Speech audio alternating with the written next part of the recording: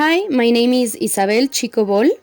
Today is April 17, 2024.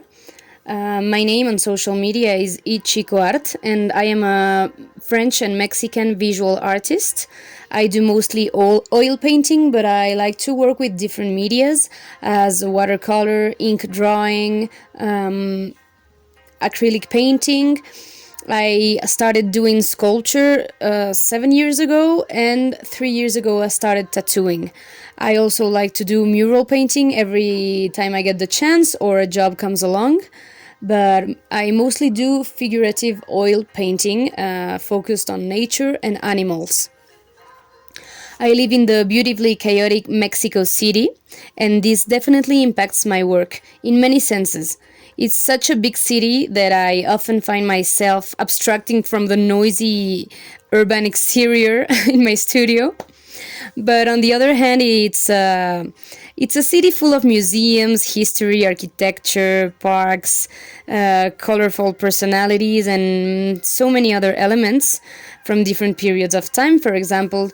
And it's easy to find inspiration wherever you go in Mexico and Mexico City. I always thank my parents because since I was little, they have talked to me about art. They both have very artistic youths.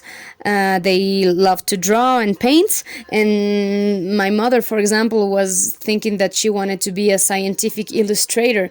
But they both ended up being doctors in in the field of neurosciences. So I also thank them a lot for teaching me about my two cultures, the French culture, more specifically the region of Alsace in the northeastern part of the country. Of course, with all the classic European art history point of view. But on the other hand, the Mexican background I grew up in and that they teach me. So this one is amazingly rich with such a variety of pre-Hispanic cultures and civilization. Of course, the more recent history of Mexico is incredible from the last 500 years when Mexico started being what it's today. But I really like to focus on the pre-Hispanic cultures. I think they are cultures and civilization that develop admirable levels of aesthetic interpretations. Besides from that, the scientific mood in the house also influenced me, making me focus more on learning the accurate anatomy of the subjects I was painting. I clearly remember a big book of compared anatomy that my parents showed me when I was little, full of images of different animals. You could see their skeletons, their muscular structures, and you could see chimpanzees next to a lioness, next to a dog's anatomy, next to a human being's anatomy. So I was fascinated by that, and I still look at that book sometimes. I have always loved animals, all of them. The endless biodiversity never ceased to amaze me, and I have this feeling that I want to draw or paint all the animals, but I will certainly pass away before I can even get close to do that, because there are so many species in this world, species that are being discovered right now and species that are getting extinct right now. So yeah, I feel like I want to give an homage to that in my life. I usually paint endangered animals, sometimes Mexican endangered animals, and sometimes including Mexica, Aztec, or Maya, or another pre-Columbian culture elements, for they are often linked to a respect and admiration for nature. One that I wish that was still the vision of our relations towards ecosystems nowadays.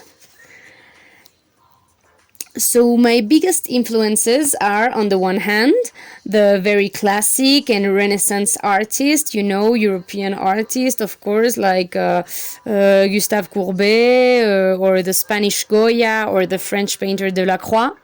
I really like Art Nouveau with Alphonse Mucha and the Symbolism era. But of course, there are some Mexican artists that I love, like the great Saturnino Herran. If you don't know his work, please Google Saturnino Herran. He was a master.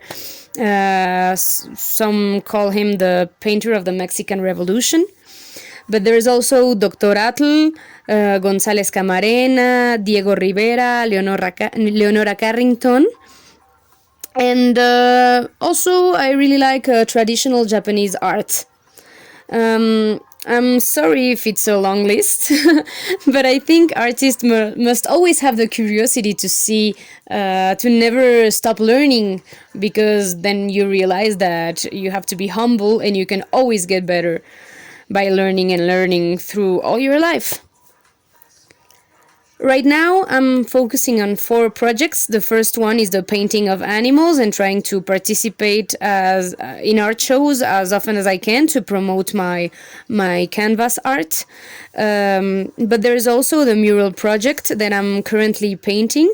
It's an 80 square meters wall that I want to finish as soon as I can because it's out of town, so I come and go and I try to juggle between doing that and my other activities. The third project I'm working on is the tattoo studio I'm managing with some of my colleagues. And yeah, it's not only the tattooing part, but also the business managing part. So we are doing that as the best we can, and it's very interesting. And finally, the fourth project I'm working on, it's the sculpture project that slowly gives results because I only do that on Sundays. But it's a beautiful ancient technique called the lost wax bronze sculpture that's dated from the ancient Greece. It's the same technique we use nowadays. So it's a very beautiful process. The biggest challenge of being an artist for me has been finding stability, financial stability. Some months it has been great and I've sold work, and some months it has been terrible and I have been feeling desperate because art is my only money income, my only source of income. So yeah, I know it's not always easy, but I choose this. I left my other work and I choose to live essentially of art. So I know there are good times and bad times, and I have to keep struggling because I love what I do.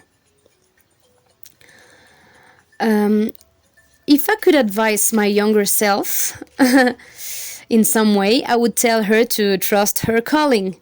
I always knew I loved drawing animals, and now I'm making a living out of it.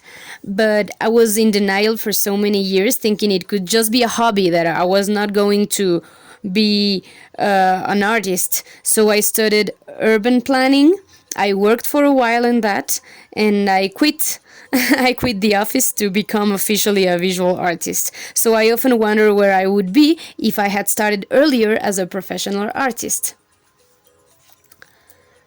The most unconventional medium I've ever tried has to be human skin. I started, like I said, 3 years ago tattooing, and it has been a very interesting journey.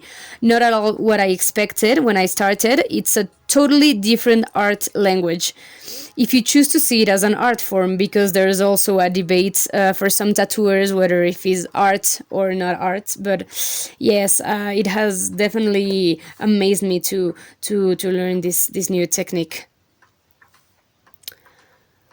While I work, I really like listening to music, and depending on the mood, or to podcasts about history, news, documentaries, arts, anything, to get the sense that I'm learning something while I paint, besides painting, of course, and that I'm not abstracting from the world as much as I am. So hearing people talk in podcasts, I really like. But sometimes I realize that I haven't been paying attention at all because I'm just concentrating on a more complicated part of the canvas. So it's just the sense to have a background noise, right? The best reaction someone has had to my artwork, it's really difficult to choose. I really cherish when I was invited to do my first solo show. I didn't expect it at all, and it was in a very nice and famous library and art gallery in Mexico City. But it's also a very high honor when someone asks me to draw and tattoo them. I take it very seriously, and when I think that someone that knows my work wants to have it on its skin forever, I am truly grateful for that. And lastly, I really appreciate it when I get the chance to be interviewed and share what I do with more people. So, thank you, Stan. Thank you very much for this. In the end, I hope people take from my work a deeply loving vibe towards nature. That the spectator gets a little bit touched by the painting he's seeing, by the animal I represent, by the beauty of biodiversity, and the sad feeling that we are destroying it. Maybe, hopefully, that person will become a little more conscious about how they are living, about what they're buying, and about the fact that there are other species that have the right to live in a healthy world. And if even if we don't hear their voices, we have to be we are the most conscious ones. We have to be smart, and we have to keep protecting our world.